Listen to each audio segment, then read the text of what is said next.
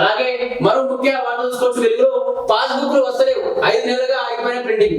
భూభారతిలో రోజుకు సగటున 1500 నుంచి 2000 రిజిస్ట్రేషన్లు, నిలిచిపోయిన దాదాపు 30,000 పాస్బుక్స్.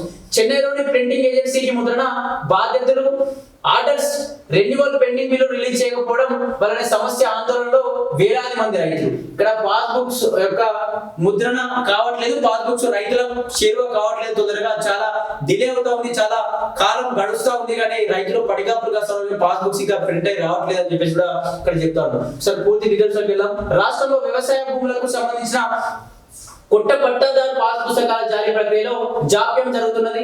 భూభారతి పోర్టల్ ద్వారా భూముల రిజిస్ట్రేషన్లు, ఇతర లావాదేవీలు సజావుగా సాగుతున్నప్పటికీ పాస్ పుస్తకాల ముద్రణ మాత్రం గతేడాది ఆగస్టు నుంచి నిలిచిపోయింది. చెన్నై కేంద్రంగా పనిచేస్తున్న ప్రింటింగ్ ఏజెన్సీకి పాస్బుక్లు ముద్రణకు సంబంధించిన ఆర్డర్ రెన్యువల్ కాకపోవడంతో ఈ పరిస్థితి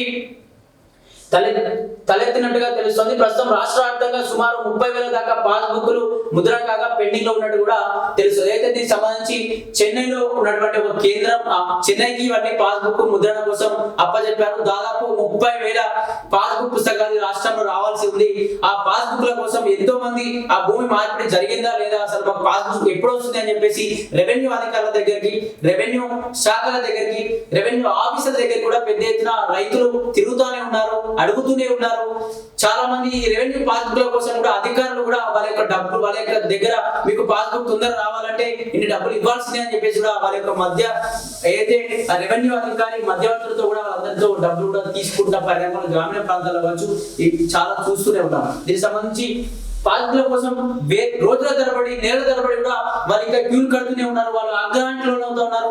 ఎక్కువ అరిస్తే వల్ల పాస్బుక్ ఇవ్వలేమనే భయంతో కూడా వాళ్ళు సైలెంట్ గా వచ్చి బ్రతిలాడడం, లేకపోతే ఏదో కొన్ని డబ్బులు ఇచ్చేసి మా పాస్బుక్ తెచ్చేసుకుంటాం, డబ్బులు ఇస్తారేమో ఈ అధికారులు అని చెప్పేసి ఈ విధంగా కూడా వాళ్ళు ఇబ్బందులు పడుతూ ఉన్న పరిస్థితి.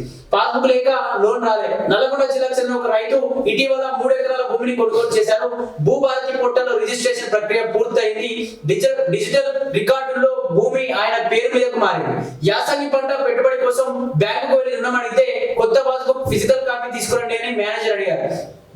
ఆన్లైన్ లో ఉన్నా కూడా బ్యాంక్ నిబంధనల ప్రకారం అసలు పుస్తకం తనఖా పెడితేనే లోన్ ఇస్తామని చెప్పారు. పుస్తకం ముద్రణ ఆగిపోవడంతో అటు రుణం రాక ఇటు ప్రైవేట్ వడ్డీలో తెచ్చుకోలేక రైతు ఇబ్బంది పడతారు. అయితే నల్గొండకు చెందిన ఒక రైతు అతని 3 ఎకరాల భూమి ఆల్రెడీ పోర్టల్లో ఉంది. పోర్టల్లో భూమి 3 ఎకరాలు నీ పేరు మీద ఉంది, పలానా మల్లయ్యనో పుల్లయ్యనో ఎల్లయ్యనో అనే పేరు మీద ఆల్రెడీ 3 ఎకరాల భూమి ఉందని చెప్పి పోర్టల్లో చూపిస్తున్నా కూడా దీనికి సంబంధించి అసలు రెవెన్యూ అధికారుల దగ్గరికి పోతే లేదు, ఇంకా మీకు పాస్బుక్ రాలేదు, పాస్బుక్ యొక్క జిరాక్స్ మాకు కావాలి ఖచ్చితంగా, పాస్బుక్ అయితే ముఖ్యమైన పాస్బుక్ యొక్క జిరాక్స్ మాకు ఖచ్చితంగా కావాలి, అది ఉంటేనే మేము మీకు లోన్ ఇవ్వగలం అని చెప్పడం లేదు.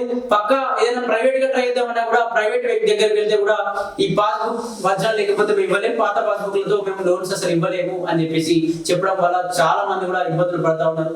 ఆ పాస్బుక్స్ వస్తే ఎంతో కొంత వడ్డీని తెచ్చుకొని, ఎంతో కొంత అప్పులు తీసుకొచ్చుకొని వాళ్ళ బిడ్డలు పెళ్లి చేసుకోవడము, లేకపోతే ఇల్లు కట్టుకోవడము, లేకపోతే ఆ వ్యవసాయానికి సంబంధించినటువంటి సామాగ్రి కావచ్చు, వ్యవసాయానికి సంబంధించినటువంటి ఆ బోర్ విషయంలో కావచ్చు, బోర్ సరిగా పోయకపోవడం లాంటి ఇటువంటి చేసుకోవడం కోసం కూడా చాలా మంది ఆర్తనాదాలు వినిపిస్తా ఉన్నారు. రైతులు కూడా ఈ పాస్బుక్ రాలేక కూడా చాలా మంది ఆత్మ బలిదానాలు కూడా చేసుకుంటున్న పరిస్థితి. ఇటువంటి లేకుండా ఖచ్చితంగా ప్రభుత్వం వీటిపై చర్యలు తీసుకోవాలి. ఓన్లీ చెన్నై కేంద్రంగానే కాకుండా ఇంకా తెలంగాణలో కావచ్చు, ఈ ఇండియాలో కావచ్చు, ఎక్కడైనా ఇంకా వేరే కేంద్రం కూడా ఏర్పాటు చేసి వాళ్ళకు సానుకూలంగా స్పందించి ఖచ్చితంగా వాళ్ళకు తొందరగా వచ్చే విధంగా కూడా ఏర్పాటు చేయాలని చెప్పేసి కూడా వేడుకుంటున్నాం.